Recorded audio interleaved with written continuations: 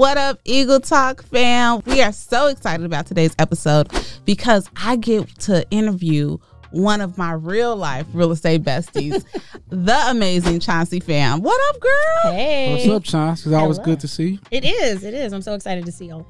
Look, so if you do not know who Chauncey Pham is, I'm gonna run your bio a little bit, and then we're gonna take it back to how we became acquainted. So Chauncey is she is a rebel. She speaks her mind. I'm gonna say it. All right. She's to say it, but well, you tell us. You go through the list of things that you have done and have gone on. I do a little bit of everything. I look at myself as an entrepreneur right now in the real estate space. Mm-hmm. So I would say I'm a realtor, I'm a coach, I'm a trainer, I'm a mentor, I'm a house flipper, I'm an investor, I'm a speaker, I'm a mom, I'm a wife. I do a little bit of all of it, but real estate has essentially changed my life because getting into it as just a salesperson taught me that's the entry level part of getting into real estate is selling the houses. Like that's the entry level position. And now I've kind of branched out into doing all of these other things in it, and I absolutely love it. So what I hear you saying is, I'm every woman. Not the song, Rosemary. Sis, I break out in song on Eagle Talk all the time. And the Lord knew that he could not bless me with a song, with a voice, because listen, you think Beyonce didn't wear us? I would wear y'all is out. She ain't lying. I'm not lying. But okay, so let me tell you how I came in contact with Chauncey Pham. New realtor. This had to be maybe 2017, 2018. And I was on YouTube and I was Googling and I'm like, your YouTube intro, it was just fierce. And I'm like, oh my goodness, who is she? Oh, she's in Dallas. And I'm going to be honest, first thought, intimidation. I never knew that's how you found me. You didn't know that? I never knew that until right this moment. Yes. I saw you on YouTube. Maybe we were Facebook friends and you look familiar, but I remember like you just walking through, you had that short, like a little short, a sassy haircut, walking through a parking lot. I don't know where you were doing, but you were just kind of like walking through a parking lot. Was it a parking lot? I don't know. I don't remember. I know what you're talking about. I remember watching. And I was like, she is so dope. Yeah. Just thinking through that. And then as time would have it, you reached out to me when you were doing like Coffee Connects. And I was just kind of like, oh my goodness, she wants to I was like, oh my goodness, I was probably a little bit more of a vet in the game by that point. Right. But what I loved is that I think from our very first meeting at Fuzzy's in Denton. Yes. It was like we were cousins. It was. That was when I was doing the Connect for Reals. Yes. So I was on a mission back in 2018, 2019 to do like 100 meetups of real estate professionals in the Dallas-Fort Worth area. And I was just like, I know these people online, but I want to connect with them for real, in real life, and learn a little bit more about them. And it turned into a whole thing where people were like, you ain't invited me to a Connect for Real. And so that's how you and I met. And we ate at Fuzzy's that day and we clicked from that moment. We did click. And what I appreciated, because you were, I will always run this back in my mind. I was with EXP already. So if y'all don't know, one thing that Chauncey did not share in her intro, we're both with EXP Realty. Yes. And we'll give a whole speech about our brokerage on our other channels. Follow us. But Chauncey, you had your own brokerage at the time. So very forward thinking. Like after being in the business for just a bit, you were like, you know what? I can do this. Yeah. Yeah. And you figured out the game. And I kind of like pitched EXP to Chauncey. Not really, but kind of like she tried. I mentioned it. And she was nervous. That's my fault. I still could do better with just sharing the gem of the brokerage. But I tried to pitch it to you, and you were just like, you know what? I've seen it, and I just don't think it's sustainable.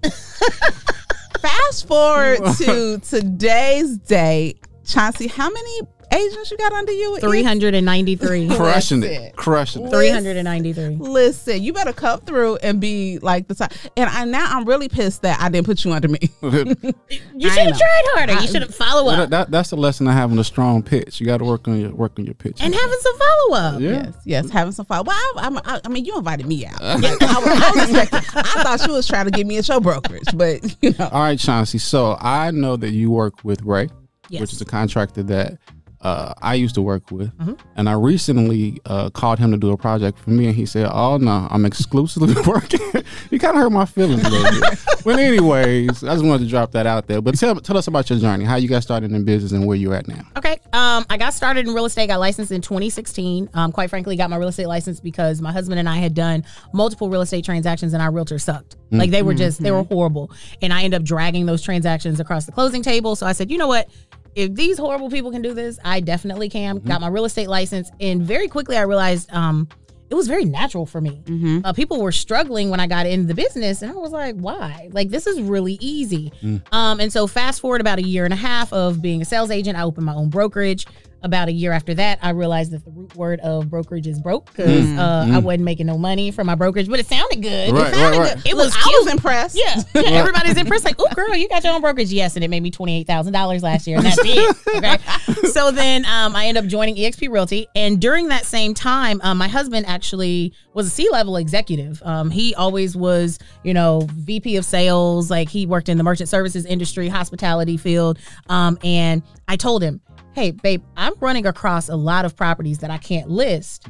I'm having to find investors to send them to, and they don't know what they're doing. Yeah. I'm pretty certain that if we could figure out a way to actually acquire these properties and do something with them, like, we can do something. Yeah. So he quit his job in November of 2018. We acquired our first investment property in January of 2019, and we were kind of off to the races from there. So that is amazing to me because, and I want to dig a little deeper into Mr. Pham, and just that reaction because, as y'all know, and as you know, Chauncey, like when I was transitioning into real estate, Corey was already in the space, and he didn't just come home one day like, hey, babe, I see a lot of people out here. Sure we didn't. You know what I'm saying? Like, I see a lot of people out here, they don't know what they're doing. You should come along with me. I was not like, okay, cool, I'll quit tomorrow. Yeah, no. So how was that? Like, was he all in from the beginning? Was there, because I think a lot of people that tune into Eagle Talk, they're aspiring, like we speak to aspiring entrepreneurs or those that are just getting started. And some of that pushback is when you're in an entrepreneur space and your spouse isn't, and that, figuring out that cadence. And I do think that some of the more successful couples, the spouse at some point comes alongside. No, absolutely. So how was that process for y'all? Honestly, in the beginning, he's the one that pushed me to get my license. Okay. I was making about $55,000-$60,000 a year. I was scared to leave that $3,000 a month on the table. Listen, that $3,200 a month plus insurance. Wait, listen. I was like, I'm not walking from this. And he was like, babe, I'm pretty sure if you get your license, like, you can sell one house and do that. So go on and get your license, keep the job, and just see if you're good at it. Yeah. And I was. So after 3 months, I quit my job, and I started making more than he was making as a vice president. And okay, how was that?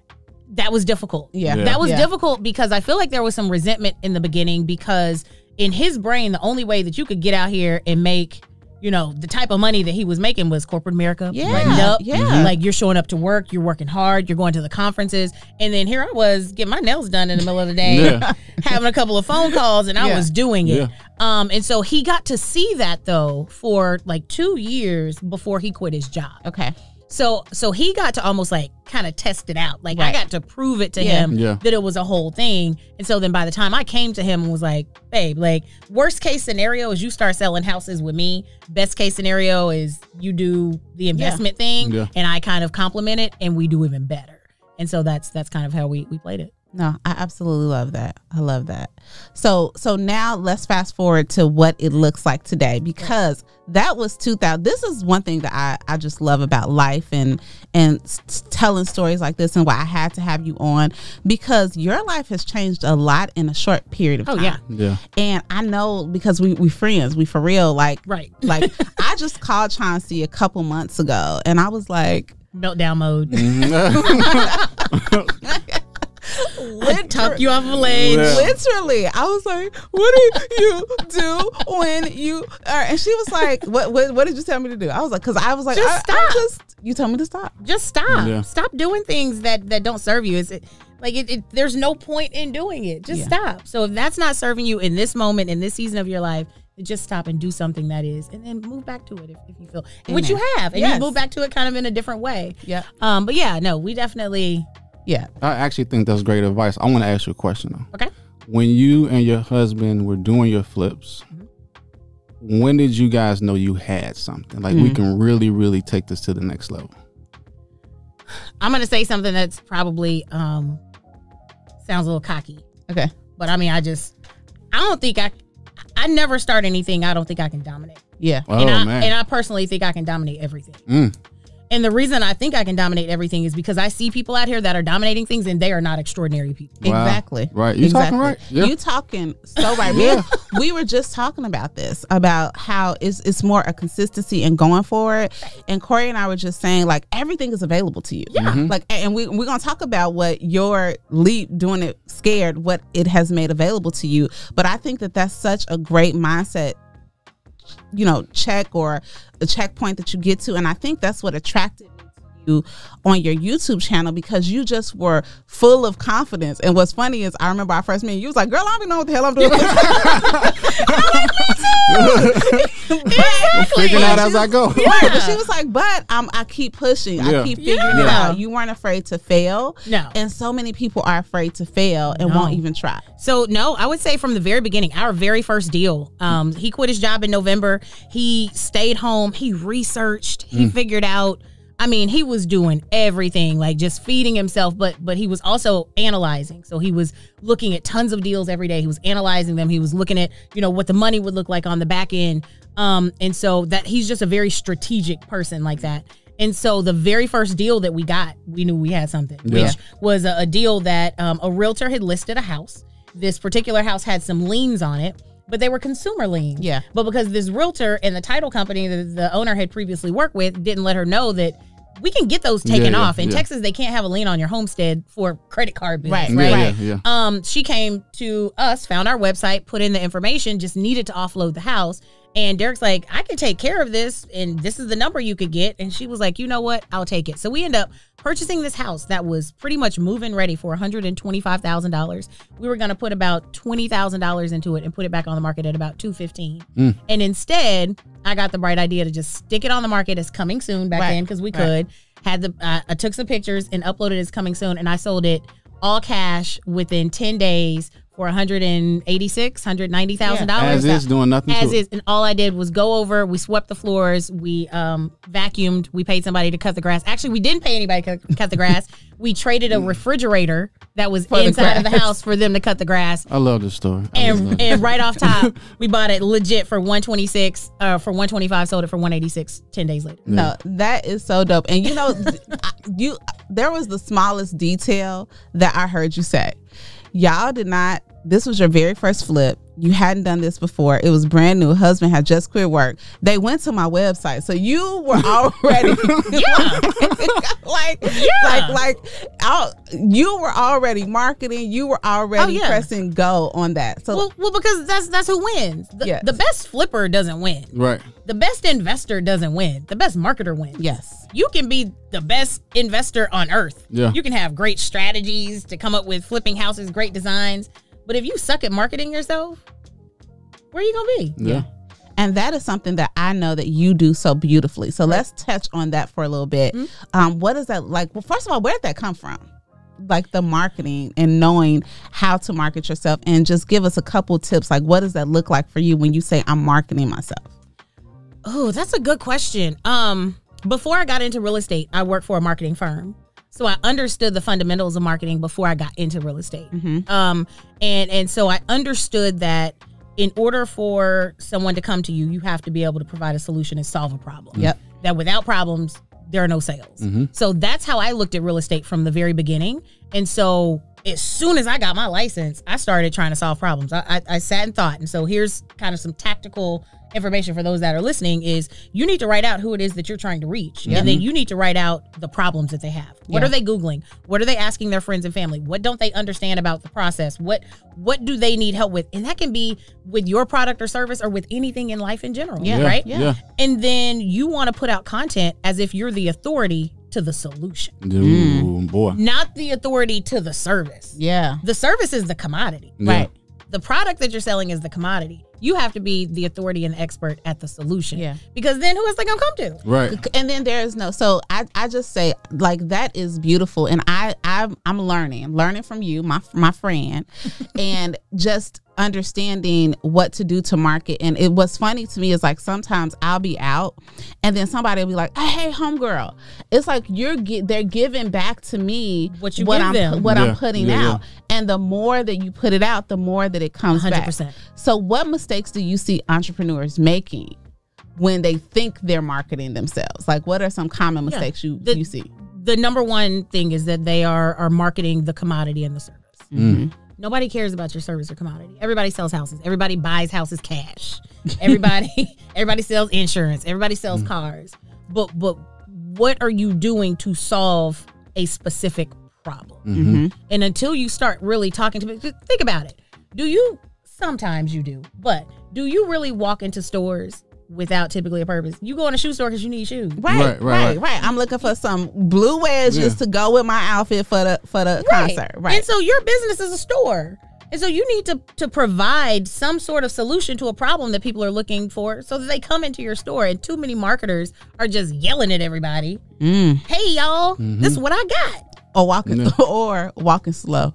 I hate realtors that walk slow on it. Like, what's that? Yeah. I don't know. What is it? But, like, for real, like, unless you also, well, you might be selling something else, but God bless. But no, I love that. No, it's great information. Really good information. I want to talk on what do I want to hit? I want to hit your flips. Okay. How are, and I know the market is aggressive. I know it's a lot of people flipping and all that. How are you doing your flips that make them stick out from everything else that's hitting the market right now? Oh, good question. We actually put time into the design. So far too many flippers, and it makes my eyeballs itch. Like, far too many flippers think just do what works. Yeah. Gray walls, gray floors. Keep it simple. Just keep it simple. Yeah. But everyone's seen that already. Mm-hmm.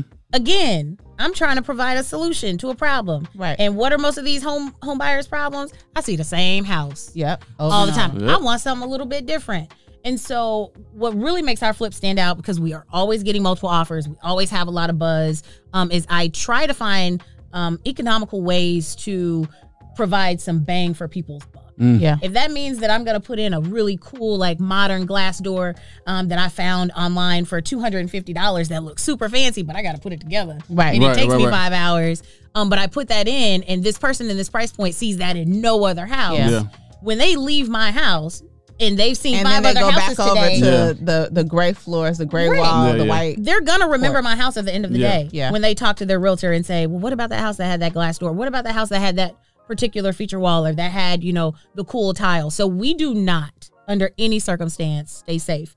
And I vowed when we first started that I did not want people to walk into our flips and know that they were our flips. Okay. I want every single house to have its own identity and look different. So I'm picking up a couple things on my own podcast right now. I like the fact that you said we do not stay safe. No. I like the fact that you said the domination. Mm-hmm. That's, man, I never even thought of. I mean, of course you're good at what you do, but you don't think dominate, right? Yeah. And there was another thing that you said. No, can we talk zombie yet? Yeah, let's talk about what. I didn't want to hit them with it too early. Not staying safe, because we want to segue into that as we start to conclude. But not staying safe has presented you with some just crazy, amazing opportunities. And then, side note, your girlfriend, and this is why you need, like, really cool friend homies, because I can talk numbers with Chauncey, and even though, like, when my goal was high production, that wasn't her goal. Her goal was high matriculation. Is that the word? Like, sure. adding people to the brokerage and things like that. Yes. Was that? Did I use that word? You used the right word. Matriculation. But even though, like, we technically could see each other as competitors, but we didn't. But it's like, no, we're not going to be competitions, and we, like, can go. So I just say all that to say, I'm so excited for my friend. Yeah. I'm so excited for all of these opportunities. So hit us with what is next for Chauncey Pham and them. So what's next for Chauncey Pham and them is we are filming a show that will be on A&E in either December or January. It is an existing show. That's been on for 4 seasons already. It's a flipping show. Okay. So we secured 20 episodes for season 1 with a 4-season renewal option. And so hopefully, like, it goes, like, And what I'm wanting from that, though, guys, is not even the notoriety. I want the exposure for people to understand that by being yourself, anything is possible. That's what I love, because so you all probably started your first flip in 2019. And in 2022, you're filming a show, and and we're not the best flippers, but you dominate the market. But we're the best market. Right. I just love that, and I love how many people, like, I'm inspired. I know how many people are gonna be inspired because, I think so often, and we're in that. Chauncey, are you 40 yet? I'm 38. Okay. You see, but I love that even more. But I think that once you get to that 38 to 40-ish age range, people just kind of be like, okay, I guess I'm just gonna be in this job. Right. I'm just gonna be a C executive suite person. And we scream, do it scared, because doing it scared and taking a risk, betting on you will never, what's going to happen if you just continue on down the path. Absolutely. Yeah. But if you take that risk, you never know how God is going to just 10x your life, or just use what you're doing to bless somebody else. And I know that I'm so blessed by and that's what we want. And that's what we want, is I want to, just from the exposure that I'll get from this opportunity, is I literally want to bring everybody along with me. Like, everyone that's been there, it's enough out here for all of us to eat. Yeah. Enough, yes. And all of us I'm not an expert at everything. So I need to surround myself with people that, are brighter and greater than me in other areas. And so that's what I'm most excited about, is touching lives and using that exposure to touch people in the real estate industry. I love it. Well, I'll say this too. I'm thinking about, I watch your social media, your flips and, stuff that you post, but I was really impressed by two things. The first thing was, when I heard you speak at EXPCon. Oh, okay. And the next one was when you put up the picture side by side with you when you stopped drinking. Oh, yeah. I said that's a level of discipline. And for you to put it out there, I mean, you inspired a whole lot of people with that. You guys would be floored by how many messages I got from that post. Yeah. Like, you would be floored by how many people send me messages like, I struggle with this. I have this same issue. Like, oh my God, like, that touched me so much. And it was amazing, but it was just my truth. Right? Yeah. And like you said, when you first found me, that you thought it was intimidating, which I don't know why. When you saw me because I was a wimp. I had to work on my mindset. I mean, we cool now. But you saw my confidence is what you said struck you. And that's what I say. That's what gave me confidence. Okay.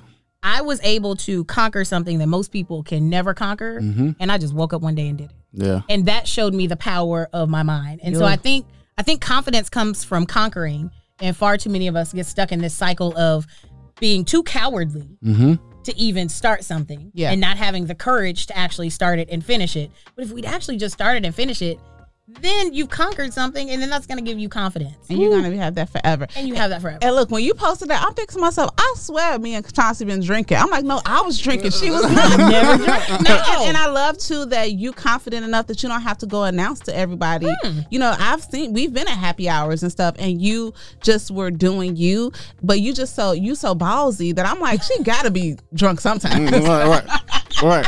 I do this stone cold sober crazy. No, that is awesome. That's pretty cool. I'm gonna say this about this episode. They're gonna get some gems out of this. This all over the place, but it's really good stuff. You best to give us 5 stars. Right, right. This is a good one. And then the last thing I want to talk about is Corey mentioned your speaking, and I was like a proud look when you got up on that stage and you talked about. I still remember you talked about Grey's Anatomy and all that stuff, and you correlated. It was such a beautiful just story about why you came to EXP, but the impact you want to have on the agents that you present the opportunity to.